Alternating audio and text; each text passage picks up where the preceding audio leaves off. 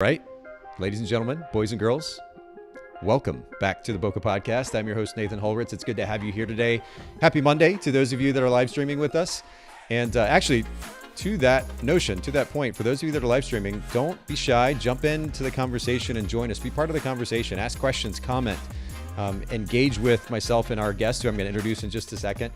Would love to have you really join in the discussion at hand.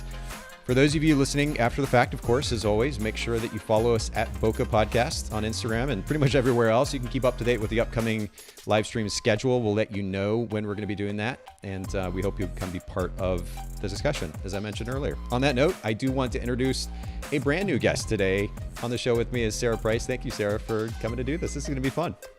Thank you, Nathan. And we're actually going to get into a discussion. Honestly, as much as this podcast is about developing a business that is sustainable, when I think sustainable, Sara, I think about one that is going to not only certainly grow. I hope that I'm running my business, or my business is in such a way that I'm going to continue to increase the bottom line. I'm going to bring in new clients, but I'm doing so in such a way that I don't burn out in the process. And so I'm kind of thinking about both and in that case. Does that make sense? Absolutely. So the conversation we're going to get into today is about how to minimize overwhelm, especially during busy season as we get ready to hit spring and then go into the summer. I know that as photography business owners, it can be highly overwhelming, all the different moving parts that we have to juggle. And we're going to talk about how to minimize that overwhelm. But I'd love for you to introduce yourself just briefly to our audience before we get started. Tell us a little bit about you and your brand. Ooh, absolutely. So thank you so much once again for having me, Nathan. I'm really, really excited to be here. And I love what you do, and so it's truly an honor. But okay, so a little bit about me. My name is Sara. I run a family photography business called Sara Price Photography. I'm here on the East Coast of Florida. So I have two little ones, 2 and 4, and a really awesome partner who I'm sure I will kind of chat a little bit more about later. But I really love to add this too because it's something I'm super proud of. And we're also, I guess, in a little bit of a transition period right now. So I'm not sure how much longer it's going to be like this. But for now, I have been the main financial provider for my family for the last 2 years. So my partner is a stay-at-home dad, and it's been a really, really awesome journey. And I'm so excited to be here and just talk a little bit more about it. So tell me a little bit about that. So first of all, props to you, by the way, for developing a business that would enable you to be able to do that. And what has it been like to, 2023, I think we're at least hopefully mostly beyond the stereotypes of the 1950s or however we want to frame it. I remember even with my ex, we actually ran a photography business together as well for a number of years. And we were doing that. We were running a business, but then we had 2 kids as well. And we were super intentional about, as we approached our relationship and certainly parenting, setting aside, and we both grew up in very conservative homes where kind of that stereotypical, the role-based relationship was very prominent. And we intentionally tried to set that aside. So I love that you guys have taken a similar approach. I'm curious though, what that's been like what have the challenges been innate to that intention? Oh, that might be a whole other podcast, and I think that we will definitely get into that. Probably touch on a little bit of that because a lot of the overwhelm and the kind of feeling burnt out is definitely comes from the pressure of doing it all all the time.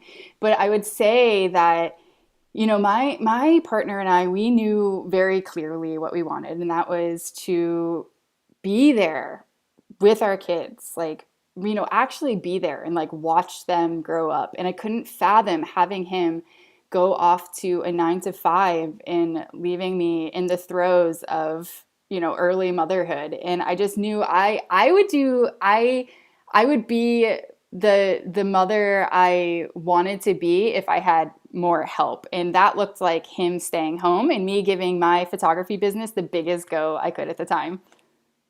Well, but the fact that you guys are willing to have those conversations, those honest conversations, which by the way, can be difficult. I know that it's a loaded topic and we don't have to go all the way with that today, but the fact that you guys are willing to do that, you're intentional about that in the context of your relationship and being parents, I think is incredible.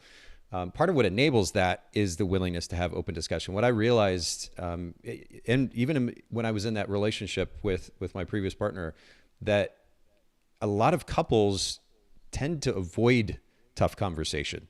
I think we kind of went the other extreme, and she would say the same. I know we kind of went the other extreme and like went to all the depths and hit all the tough conversations, probably a little bit too much. And that may have been one of the shortcomings. Like there's a nice healthy balance to be had in there, but the willingness to actually engage in conversation and get to know your partner on a deeper level, what they're interested in, what they want, what they're shooting for, doing the same thing, and then coming to some level of compromise and working together toward that, having that type of intention sets a whole different precedent for the relationship and enables a lot more, including even a scenario like you're talking about as well. So I think that's really cool that you guys do that. Yeah, thank you. Yeah, you too. It has been one heck of a journey, that is for sure. Well, yeah, maybe we can, if you'll allow us, maybe we can come back and do another episode and actually dig into that a little bit more, because I think, it's funny. A lot of times people are apprehensive, not because something is actually that challenging per se. It's just we lack context, right? So when we Yeah. can hear from fellow photographers, for example, like yourself, who have gone through that and can speak to the experience and how the steps that they took to implement such a relationship, I think is would be really, really cool and enlightening for a lot of people and be worth a Yeah. discussion. So maybe we can park that one and come back to it at some Yeah. point. Yeah, necessity is an incredible motivator. You just got to make the decision. So I would love to talk. I would love to talk with you more about that. Okay, cool. I will set that aside because I know how easy I could get caught up in that. I think it's a really interesting discussion and really an important one. But let's keep going. So naturally, today we're going to be talking about how to minimize overwhelm, which of course is tied to workflow and so forth. We'll get into those details in a little bit. But I've wanted to get back on the Book of Podcast to really opening up our conversations with a conversation about sustainability and efficiency and workflow. Because at the end of the day, that's my intention on this podcast, certainly to educate in the realm of business for photography business owners. But I want to make sure we couple that with a healthy dose of workflow and what will enable photographers to run both a healthy business and also maintain a certain level of health for themselves, emotional, Yeah. mental, physical, or otherwise. And part of what enables that is efficient workflow. So I'm curious if you'd share kind of a big idea, tip or trick that you'd recommend to our listeners, something that you've implemented in your business that's enabled you to have that much more freedom and flexibility in your life. Yeah. Okay. So one tip, and I think this could be a triggering word for photographers, but I'm going to say it anyways, but delegate for sure. So I just cannot say it enough because honestly, I need to hear it too, but we just cannot wear all of the hats all of the time and expect our businesses to run efficiently, especially in the long term. So we can't be the stylist and the photographer and then also the editor and the social media manager and the marketer and the copywriter and then the constant communicator. We just cannot be all of these things all of the time and have an efficient business or stay sane. So I'm going to keep it short here because I think we will probably talk a bit more about that, but definitely my biggest tip is to start, delegating. So outsourcing before you even think you're ready and before you even think you need it. So when I first started considering outsourcing, I, of course, was full of like all the reasons not to be like, I'm not at that, point in my business. I Mm. don't make enough money. I don't even spend that much time on so and so. And if I just had better time management, well, then I could do it all easily. So I was just kind of telling myself, try harder. And I think we often tell ourselves whatever we need to avoid change without, even realizing it. And so I think, yeah, like looking back, gosh, I should have started way sooner. And that is definitely my biggest tip then to other photographers is to outsource, get help. So, and again, this is another topic I know we could easily park and spend a lot of time on, but I am curious about one thing with regards to the comment you made about photographers' tendency to avoid doing it too early. Like they feel like they're not big enough or experienced enough, or they've not been in business long enough, or they're not making enough money. What would your response be to them in that case? Let's say a photographer 6 months in or a year in, what would you say? I've really tried to unpack this a bunch. And I don't know if it's because us, as photographers, we come in, we're more, creative at heart. Maybe, a lot of us don't have a lot of strong business sense when first start our businesses. And we're just so grateful to even be earning anything with our photography. And Yeah. so, I just think that there's never going to be the right time. You're Mm. never going to. I think, I think we're just I think that we become a little bit just afraid to take those leaps because Sure. for whatever, like imposter syndrome, whatever it is that we're experiencing. And I think it does stem just from like the nature of the business, because it is a creative path. And like we just think, we're photographers. We do the pictures, we do the editing, we talk to our clients. It can be a very like solopreneurship journey, and it's really hard to even consider letting go of any bit of that. Yeah. Yeah. Yes, you're right. Absolutely. I mean, I can think back to but the irony of this whole thing is I own an editing company and it is all about delegation. And yet I'm still working through, I think, certain tendencies that I have to get in way of my ability to delegate more effectively. I think, a lot of times I've noticed that photographers, so they apprehensive about giving up that control. You're right, because they're photographers, they're artist types. They have this thing that's this Yeah, craft that they're trying to develop, and it becomes very, very personal. And so then the fear is I'm going to give this thing up and I'm going to lose control of that. And I think at the root of that is, in many cases, a lack of clarity at the base level about what it is that they yeah, actually want. yeah, And so then the idea of delegating that, outsourcing that to somebody else becomes a lot more complicated because they're not even quite sure where they're at right yet. So certainly at a base absolutely. level, they need to be generating enough revenue to be able to afford to delegate whatever it is. And then two, I think really, really helpful place to be is to be super clear about what it is that you want out of that particular thing that you're getting ready to delegate. We've had photographers Totally. come to us over the years that are like, yeah, okay, I'm ready to outsource. They've heard it enough, they've thought about it enough, they're ready to take that leap, but they've not really done Hmm. any internal preparation for it. They just send us some images and cross their fingers, and then they get the thing Hmm. back, and they're not really stoked with it. And then they start to communicate. What we realize is that they didn't even really give us enough information up front in order for us to even Hmm. process the images for them effectively. But a lot of that has to do in many cases with photographers not being clear about what they want first. So enough revenue, and then clarity about what it is that you're trying to achieve with whatever the task is that you're trying to delegate, so that you can then effectively communicate what it is that you want. And I think that would give our listeners a good starting place. What are your thoughts? Yeah, so I kind of just want to speak to what you said. And I think that, we've probably, especially as business owners and photographers, we've heard it time and time again. And I know I've heard it repeated in podcasts and books, but the first bit of running your business efficiently is to reconnect with your why.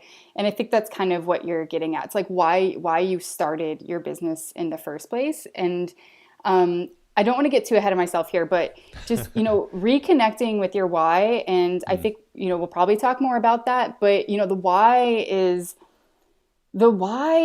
your lifeblood, and it's why you started your entrepreneurship journey in the first place, and it's really the deepest part of you. And so I my why is my family and wanting time with them, like mm, real freedom of time. I mean, that's 100%. that's my why. And that core principle is, it has done just so it has been it's done the heavy lifting for me. It's helped me make decisions before I was even ready, because I was taking a really honest look at just what's working and what's not working. And if you're listening, I really encourage you to do the same. Just what is working and not working for you in your business, using sort of that lens of your why. So, like, where are you spending the most time in your business? And is it supporting your why, or is it at odds with your why? And putting everything else aside, if you're making enough money, or you feel ready, just really taking an honest look at where you're spending time in your business, and if it is at odds with that deep deep why of why you started. Does that I you kind of yeah. No, we are absolutely tracking 100%. Okay, Interestingly great. enough, my driving why is time with the important people in my life as well, and that certainly starts with my kids. And in fact, the reason I even Yeah, started Photographers Ed in the first place was centered around that very notion of I want more freedom and flexibility for the sake of my family. And so yeah, I 100% track with you in that. I real think, freedom, yeah. yeah, well, but it's one thing to have freedom, right? And there's a book called The 4 Hour Work Week. Tim Ferriss wrote this years I'm ago. reading that right now, Are you oddly okay? enough. Well, Yeah, by the way, yeah. I'm a huge fan of the book. But the principles are applicable. 10, 15 years ago when he wrote it, they're still applicable now. technology Yeah. changes obviously, and you can adjust for that. But the thing that Tim has said since he put that book out, because a lot of people hear that title and they write it off. They're like, oh, 4 hours. There's no way that's possible for me. Or Hmm. if I have a 4 hour work week, what am I going to do with my time? And that Right. in of itself is a loaded question with an interesting conversation. But at the end of the day, what he's talking about is how to work intentionally and intelligently and efficiently so that you then have the freedom and the flexibility to also spend your time on other things that you want to or that are important to you. It's not about sitting around and watching Netflix and not doing anything. It's about now I have additional time. I can give that to building my business, like doing something that actually Mm-hmm. grows my business. Editing doesn't Mm-hmm. do that. I can give that to my friends and my family, my partners, my kids. I have time and I can choose how to spend that time versus I am, um, well, basically my responsibility in my life day to day is just my job. Like my job determines how I am spending my time. And that's just I don't know about you, but I'm a stubborn guy. And the last thing that I want in the world is for me to have my time and my life dictated to me. And so I tend to push back on that. And I want to create that kind of freedom and that flexibility. But the intention that is driven by the why, I'm so glad that you highlight that because it truly does act as a filter. I can look at my why every single time I'm trying to decide whether or not I need to spend time on something. I can say, does this run through effectively? Does this run through the filter of my overarching, my big, I call it my big picture view, my Yeah. overarching, Big. I love that. I love yeah, that. my goals, my values. Does it fit this? If not, then this does not work here. And I need to figure out a way to get rid of that or Yeah. delegate it or just mix it all together. But I can use that why as the filter to make those decisions. And it's super relevant when it comes to the idea of editing. Photographers can easily make all the excuses in the world about why they aren't going to try outsourcing their editing. But at the end of the day, if their why is, I want more time in my life because I realize that time with with the important people, my kids, my partner, that's way the heck more important than sitting in front of a computer micromanaging this nuanced little adjustment for an image. Yeah. Way more important to spend time. So I'm naturally going to delegate because it enables me to accomplish that deeper why, that overarching set of goals. So I'm so glad that Yeah. you highlight that.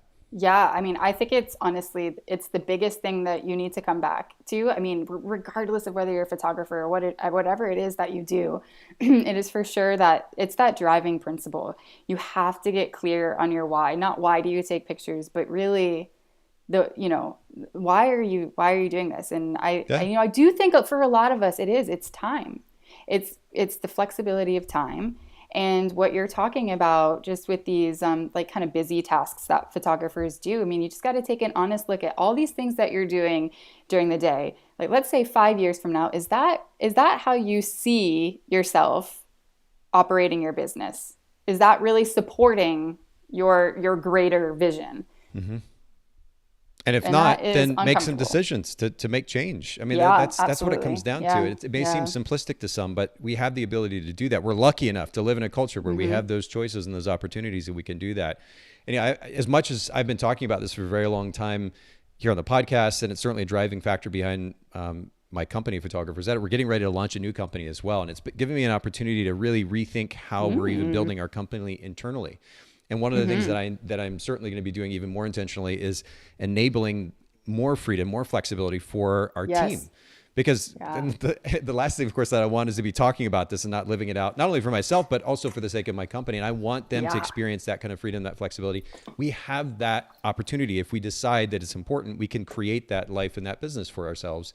And we can delegate so many different things and ultimately surround Hmm. ourselves with a wonderful team of people that enable us to focus on what we're really good at, what will bring the biggest results that are again a reflection of what it is that we're trying to accomplish on a bigger picture view. So yeah, I'm so excited to hear you say this, and I could easily just keep going, but I want to keep going in the conversation too because we still have a lot to cover. Yeah, yeah. Okay, great.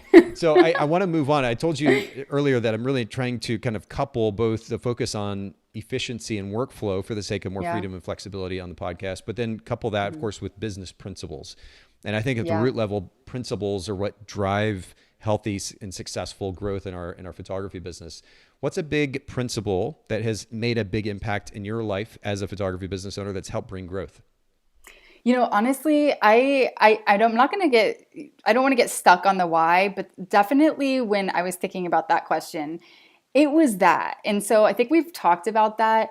Um, your why again is just, it's the lens and it's the filter through which you should be sifting everything through. And I think when we kind of get caught in the hamster wheel of like busy season or whatever it is, that's when we start losing sight of the why. And I'm sure we'll talk more about that. But I mean, honestly, I just have to say that the biggest principle for sure, the thing that really gets me, I don't know, like I said, like does that like heavy lifting in my business and helps me to just work very efficiently, is constantly checking in with the why and weighing all of those little tasks that I'm doing and seeing if they're at odds with that, or if it's really fueling it. Yeah. I know it's kind of a maybe a really broad answer. There's no like specific principle like, oh, I get clients on the phone. Ways to like minimize communication or anything like that. It's just always circling back to that why. But I think it's an important principle that's not discussed enough. And as Yeah. simplistic as it might seem, if we actually apply it consistently, it really does make a big impact. It's not, and it will certainly bring growth because it will enable us to focus on the things that will actually bring growth. But Yeah. then we can do that while not getting burnt out in the process. It's not, Yeah. this kind of hustle culture that we've existed in the last 2, 3, 4 years or so. It's very popular to throw that word out there, but hustling for what? Like, do we actually know what we're busy doing? And Yeah. does that actually align with our bigger picture goals? I think that's a really important question to ask. Yeah. Again, this is a loaded topic, and maybe we can come back and explore this in another time. But I do want to continue on here because, of course, what we're talking about today is very much relevant to all of this. Minimizing overwhelm in the context of a photography business, certainly during a busy season. Before I do that, though, I do want to give a shout out. Sue is chiming in from YouTube. She says hello from Sun Valley. Thanks, Sue, for joining us Hi, again. Sue. And Larry says, wow, I finally made it to a live. I'm at work, but we'll be listening. Thanks, Larry. I appreciate that. And we Yay. promise we won't tell anybody. And then for the rest of you that are live streaming, don't be shy. Say hello, introduce yourself, and certainly comment, join in on the conversation. Share your thoughts about Overwhelm, what that looks like for you in your photography business. And we can make that part of the discussion today. But Sara, let's actually get back to let's actually get back to really the kind of the focus here, which is that minimizing overwhelm. And before you made the shift in your business and made Yeah. adjustments to your workflow and kind of restructured how you were thinking about the whole thing, what did life as a photographer look like before that? Paint the worst picture possible. Oh, okay. I'd love to. Yeah, let me paint a picture here. So, hindsight is definitely 2020 here.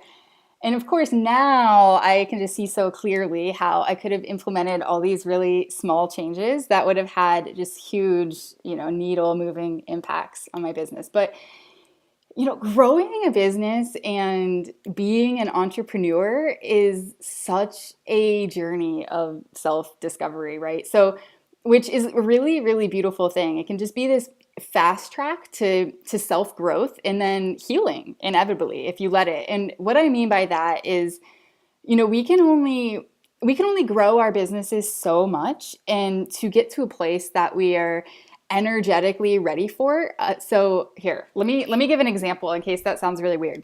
Okay. But one example would be pricing. So at some point, I realized, okay, I need to charge more. Like I have to charge more. And that made me really uncomfortable. So, in a way, like, my business was a mirror. It was really a reflection of me and my relationship with money. And in case my money blocks, which stemmed from my childhood or the way my family viewed money. So, not to get too off topic, but workflow for me before was really disorganized, because though I had a why, the why, what we were talking about, I hadn't faced a lot of parts of myself yet. So I was just getting started, which is totally okay. You don't have to have it all figured out. But before I didn't have a lot of systems in place. My workflow was really messy. I had a vague outline of how I would respond to clients, and I would just go show up to a session with this hope and prayer that it'd go all right. So editing wasn't a total nightmare. I'd come home, upload, edit, send it over to them with more hopes and prayers, and then I'd get paid, and I'd feel weird about that, and rinse and repeat. And that was my workflow before I started, like a down, I before I made some big, big, big shifts in my business. Well, and we'll actually get to that here in just a second. Kim is chiming in from YouTube as well. She said, I'm a big fan of Sara. What a great conversation.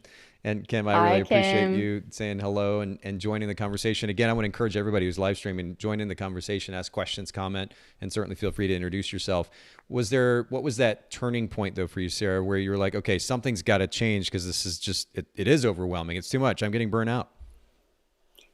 Yeah, yeah, turning point is great. And I also think of it as maybe even like a fork in the road. So as I was moving along and journeying down this path, which I think that all of us listening are definitely on, we're all on paths, like these special paths for sure.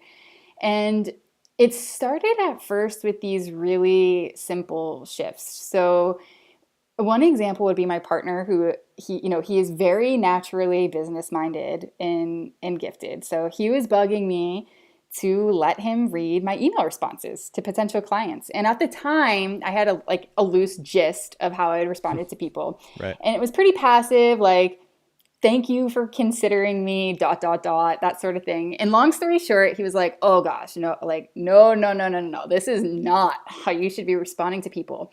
And he gave me a how-to, like an email template breakdown. And I was super peeved by that. I mean, I of course, was really resistant to change. And I told him at the time, my emails are working. They're working already.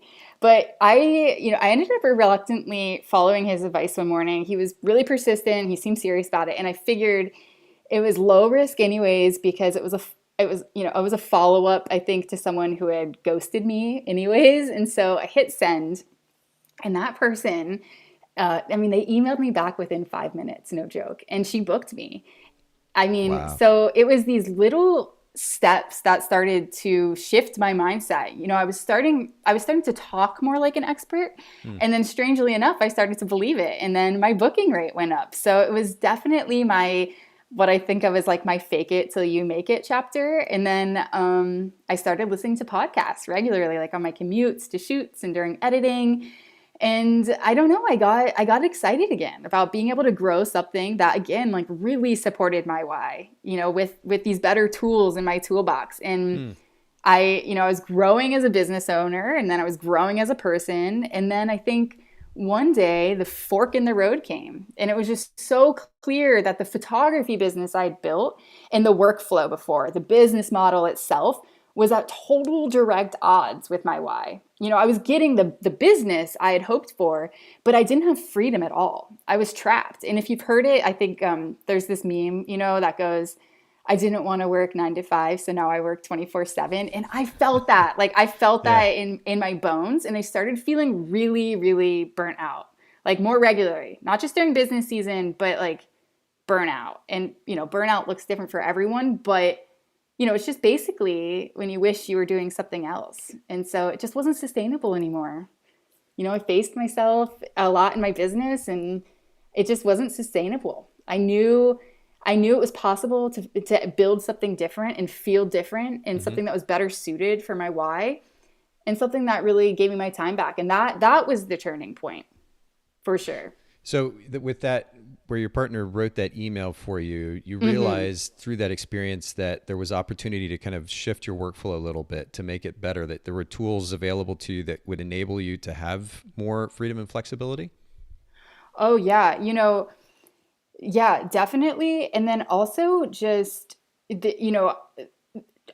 a shift in language, because I hadn't realized how passive I was showing up to my business. And I think when you start to, you don't realize, you go into an email and it is very much that, thank you for considering me. And you kind of let your clients call the shots. You tell them, they tell you when they want to go to the shoot.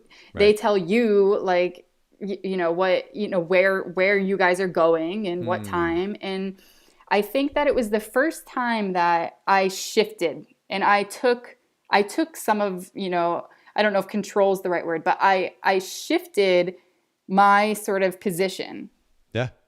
That totally makes sense. Yeah. And it snowballed, because your words create your reality. And I really started believing it. I started to believe that I was an expert, that I could really take care of these people. But the word that comes to mind as you're describing that is intention. Like there's, because I certainly, for who knows how long as a photography business owner, having no training background in it, I just kind of did it, right? For a long time, there certainly lacked intention in the way that I was running my business. And what you realize is you were capable of so much more. And so now you could be much more intentional in the way that you ran your business. And you developed a certain level of confidence behind that. That enabled you to begin to make change. And I think that mindset shift it's probably the most important thing at the end of the day. Like if we're going to actually make significant change in our business or our life for that matter, we need to realize, certainly at the very base level, that we're capable of doing that thing, and then begin to be way more intentional about it. If we are just kind of passively reacting to whatever is coming our way, we may get by, but it's a vast difference between that existence and that business model and one that we've created intentionally per our kind of bigger picture view or our life goals, our values. So I think that's a really important principle to note. When you begin to make that shift, then what would you say are the top, I know we're going to talk about kind of principles that drive efficiency in your business here in just a second, but what were some of the areas of your business that you began to make a shift to? I mean, you talked about email as one example. Were there some other areas as well? So some areas that, okay, well, let's see here. So I think we only have ears for what we're really ready to hear. And so the fork in the road that I was talking about came because I was ready, for this next chapter of just truly making decisions with my why as a guide. And I had heard a number of times on different podcasts to take a look at your bit. I heard it from you. You did a podcast on the Momentum podcast, Nathan, back in 2019. And I had heard this before too. It said, to take an inventory of where you're spending the most amount of time in your day. And, for photographers, it almost always is your communication. So your emails, which I had, started to tweak and take care of, but, your, text messages, depending on your boundaries there, but editing, social media, marketing, actually going out and shooting, all those things. And so without a doubt for me, editing was the biggest time suck. I mean, for sure. There was a time where my partner said, I remember him saying, he said, "Hey, why don't I just edit your photos for you?" And it felt so tone deaf. Like, how out of touch could you be? It's like the whole thing. It's the whole thing I did. Like, all of it was editing. It's the whole product. It's the whole thing I do. It's what being a photographer is. Like, it's why people book me, on and on and on. And I was super, super annoyed, and I just felt so misunderstood. Like, you don't even know, you don't even get what it is that I do or what being a photographer is. But hey, like, fast forward again, and I really think, you only have ears for that which you're ready to hear. And so I was in a different place in my business path. I was at that like fork in the road or the turning point. And I thought, well, hey, yeah, like, I mean, if it could be really possible to have someone edit my photos the way that I do, then of course, that would be great, right? Like, that's a no-brainer. Of course, that would be great. So I started doing research in groups and on Google and like down, the rabbit hole trying to find somebody. And then I found your company. I found Photographers Edit. And shout out. Oh yeah. And I sent out my first gallery to test you guys out. And it was a gallery I had already completed. So it was super low risk, and I wasn't expecting much at all. But when it came back, I was like, oh my gosh, this is really good. Like, what? Wow. I remember we even called Joe, my partner, over, and I said, like, look at this. And he looks and it's kind of, what? And I said, this is from Photographers Edit, look. And he kind of, looked at me and he was like, yep, should have done that a long time ago. And See, I said, another gallery. Oh yeah, exactly. Yeah. And, of course, just whatever, you're just on your journey. You only have ears for what you're ready to hear. And that's true. So the turning, like, I would say the first actionable step I took to getting my sanity back, literally, like, getting my sanity back was outsourcing editing with Photographers Edit, something that I swore I would never, ever, ever, ever, ever do. So yeah. By the way, and I have to jump in, Sarah, here and say, for everybody listening, this was not a planned conversation, by the way. I did not ask Sarah to set us up to promote Photographers Edit today. This is super generous of I you begged to him. say. Yeah. No, I swear. But no, I appreciate you sharing your experience with that, though. And you know, when we think about editing, it really is probably, like you said, outside of managing communication, is definitely the biggest time suck of our business. And man, it's so nerve wracking to consider giving it up. But the flip side of approaching that intelligently and intentionally is so much more freedom and flexibility for the sake of our business, for the sake of our personal lives. It really does make a massive difference. When it comes You don't to, know until you experience it. Yeah. yeah, I still remember when we were shooting 30 to 40 weddings a year, having to manage that editing of that behind the scenes. And I'm a little, I guess, OCD, or at least was at the time anyway, in the way that I was approaching that editing process. And it was maddening because I wanted to make sure that I was delivering. It wasn't even about style so much as just, I want to make sure these images are great for my clients. And doing that, you Yeah. know, with 2,000 to 3,000 images times 30 or 40 weddings, it was just like a mind-numbing That's proposition. not freedom of time No, with your family. Yeah. no, exactly that. Yeah. So yeah, but fast forward again, and I realize the significance even more so now of not just the idea of delegation, but then surrounding ourselves with a really great team that can enable, again, a kind of a refocusing, right? Okay, now that I have that Right. time back, I can give that to any number of things, personally or professionally. And it enables me to do even more, or in some cases, if I want to do even less. I have Less. that Yeah. flexibility as well. Yeah. That's really cool. Okay. So I again, I appreciate the very kind shout out for PE, but I want to get back to kind of principles too, because principles are ultimately what enable us to make the change. It may look different for different people within their business models or within their lives. So you mentioned to me before we get started, there are kind of three big principles or ideas that drive this idea of minimizing overwhelm for you and your business. And of course, that translates to your workflow as well. And I'm wondering if you'd be willing to share those with our listeners. Yeah. Okay. So I heard this really great bit of advice somewhere recently, and I can't remember where, but I adopted it as one of my own business practices, and maybe it will resonate with you if you're listening. And it's sort of a mantra, if you will, but it's this, and it's that I don't do overwhelm. And that's what it is. It's honestly my just go-to line whenever I'm feeling even the least bit of that sort of frazzled energy.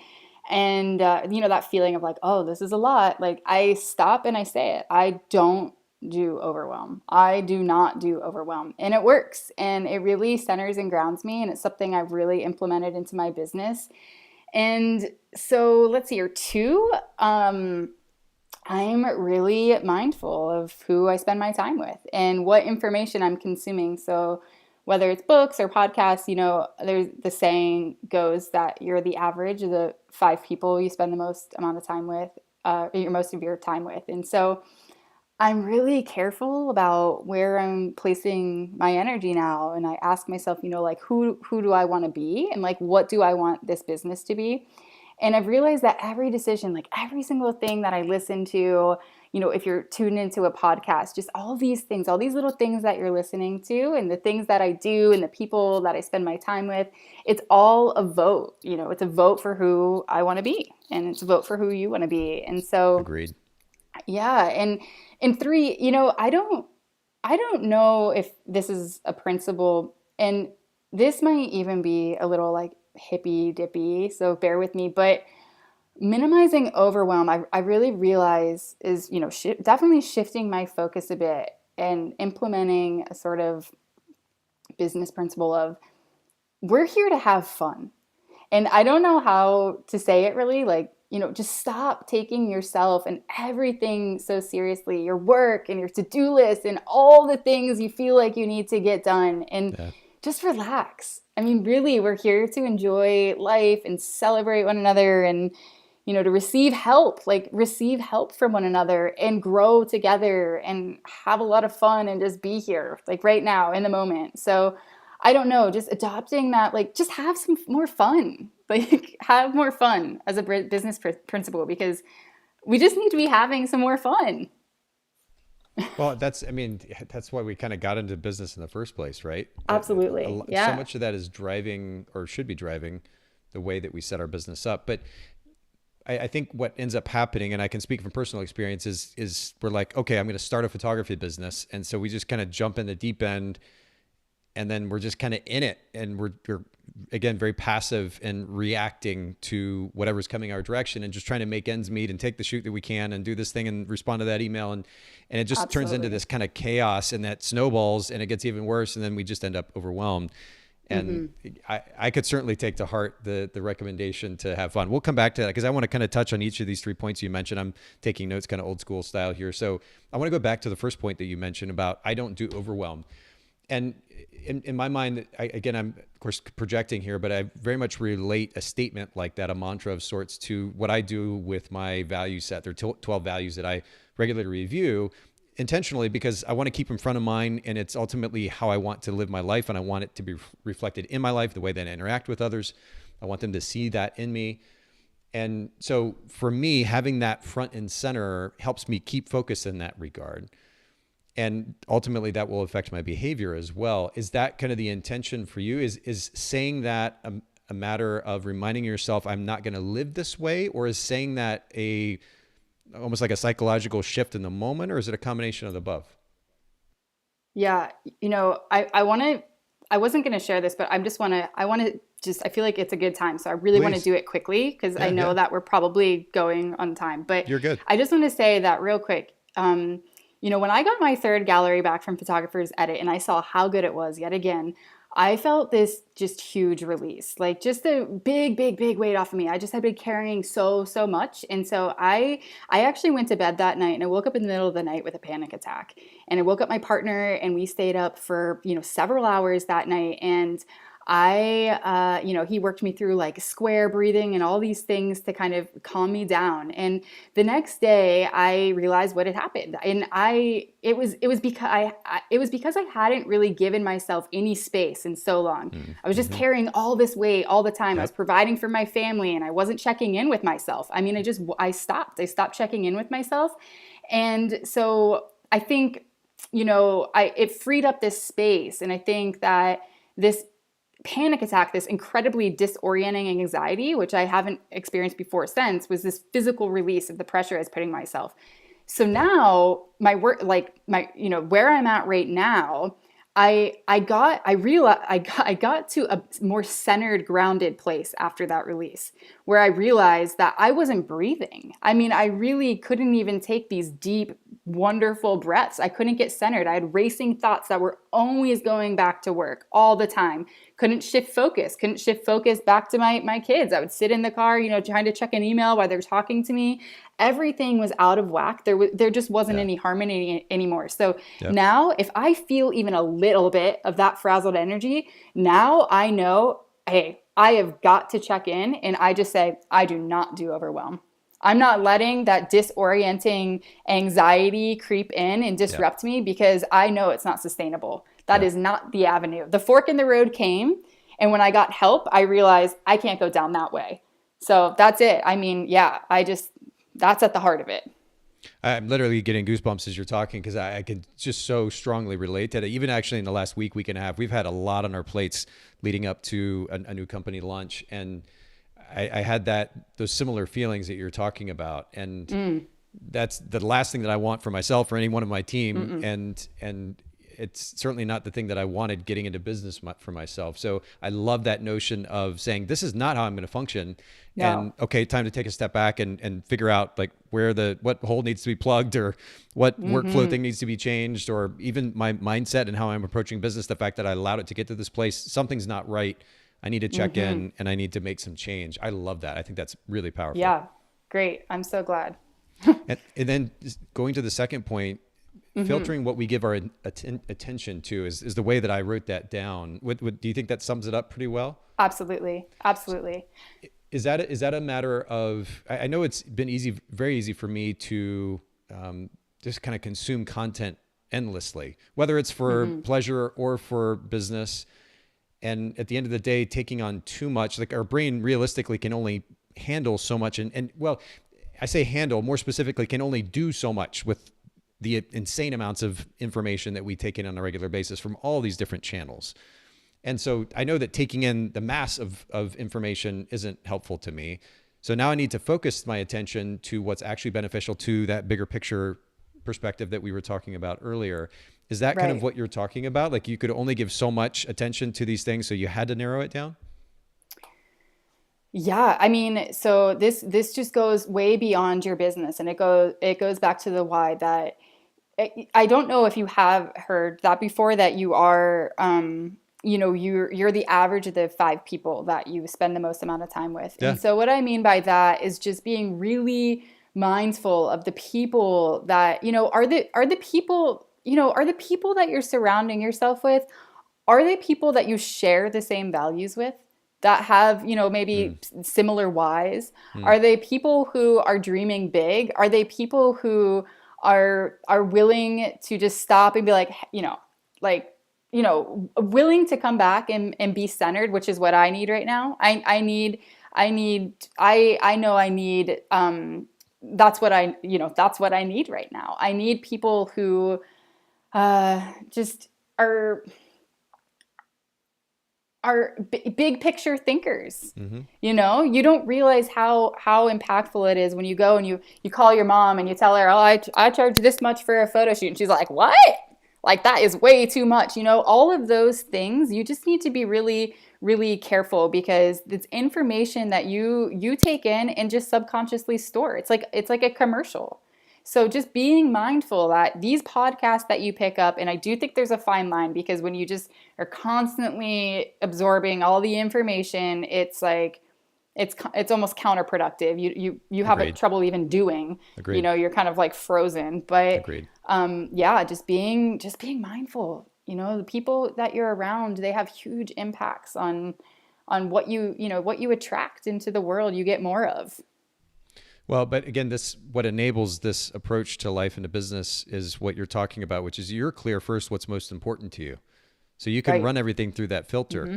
So I would encourage everybody listening in to consider that. Do you have that set of values that you can run everything that you do, not just your personal life, but your business through, to make sure that it is, and alignment is a popular word in the last few years, but it's accurate, certainly in this case. Is it in alignment with those values that you've decided ahead of time, not in the moment where you're like, I don't know what to do, and you're Totally. frazzled. I'm a super emotional guy, so I'm speaking for myself here, but I know it's very easy for me in the moment, being pissed off or emotional in any way, to respond to something, to react to something, and it not be accurately reflecting the value set that I intend to live on a bigger picture level. So if we start with that, we're able to filter our behavior and all of our choices through that set of values and our overarching set of goals as well. And that will Yeah. help And then determine. it comes closer to you. It Yeah, gets closer and absolutely. easier.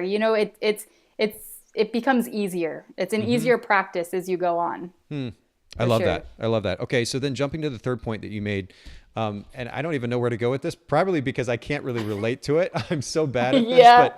but relaxing and having fun. Like there's an interesting, like I know it could be very easy to go to extremes with this too. Like if we have a business, we got to get some work done, right? And it's not Yeah, necessarily right. always the easiest path that generates the biggest results. Yeah. Where is that balance? What does that actually look like tangibly, practically, especially for somebody like myself that's like, what does Right. that mean? I Maybe a don't, little. I can't Yeah. relate.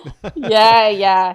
I think that no matter what sort of stage you're at, whether you're, big time running like a 10-figure whatever, like whatever stage you're at, I think even when you're starting off, things feel like life or death.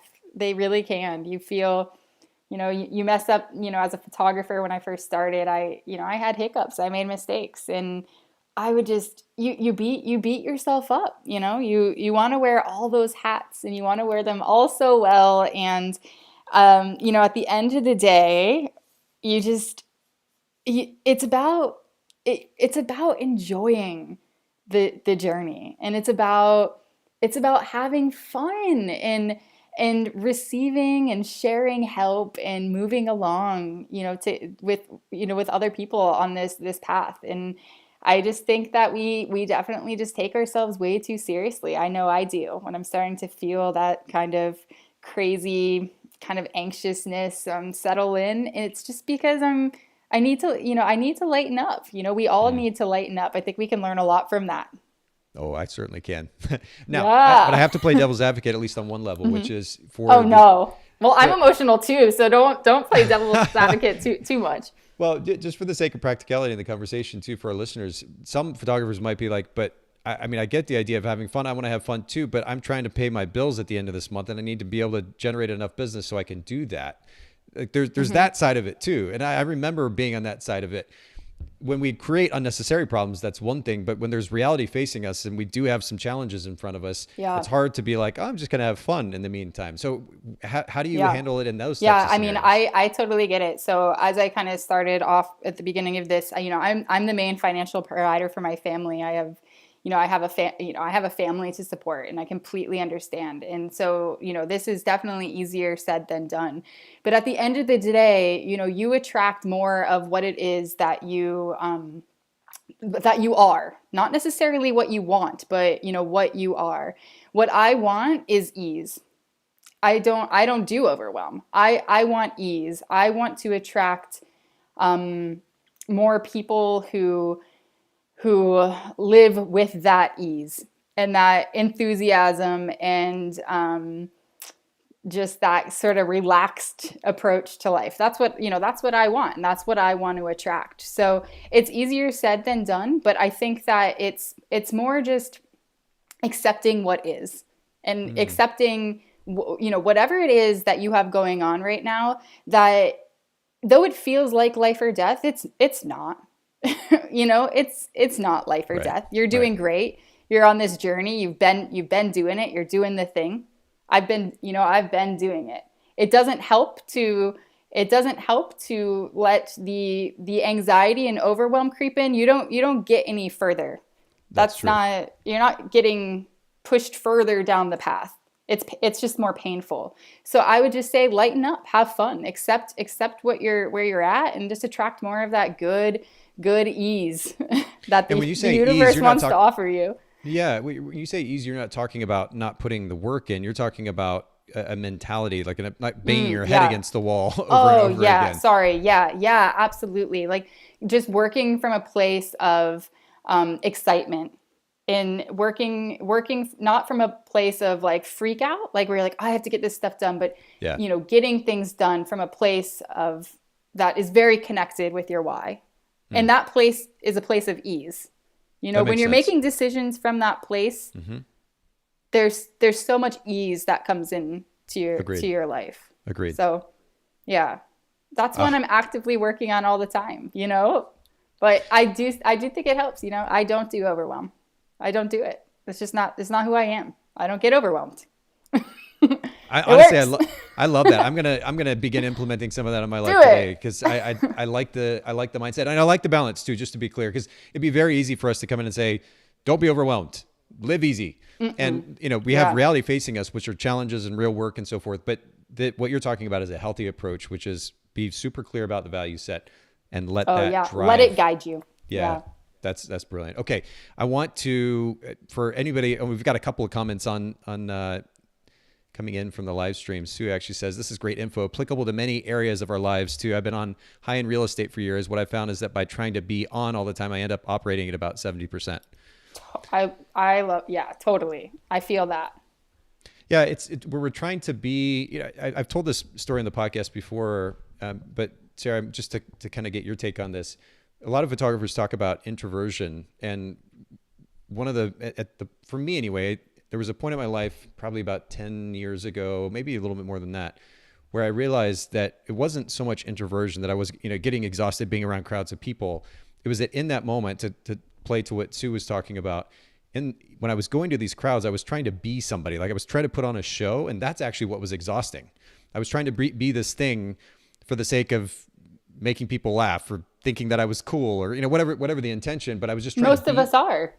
Well, it's true, but that was what was actually exhausting, not just the simplistic notion that I was an introvert. And when I realized that, I was able to change my behavior, and get back to actually what we're talking about today, which is more in alignment with my value set, which is kind of the individual, deep-seated connection. So when I'd go to these groups of over the photography get-togethers, conferences, workshops, and that kind of thing, I got to focus more intentionally on individual conversations and go deep with those. And no longer did I feel exhausted; I felt super comfortable. But it was a More reflection. ease. 100%. But I think it's More a great, ease. example of what you were talking about. I think that's cool. Yeah. Yeah, thank you for giving an example for that because that is exactly what I'm talking about. Hmm. When we can show up and we're building from a place that is connected with our actual values and our why and Hmm. who we are, we experience that ease. Our cup isn't our cup, we're not showing up with an empty cup. We're Hmm. not showing up 80%. We're just showing up as us, like as ourselves. That's cool. That's really cool.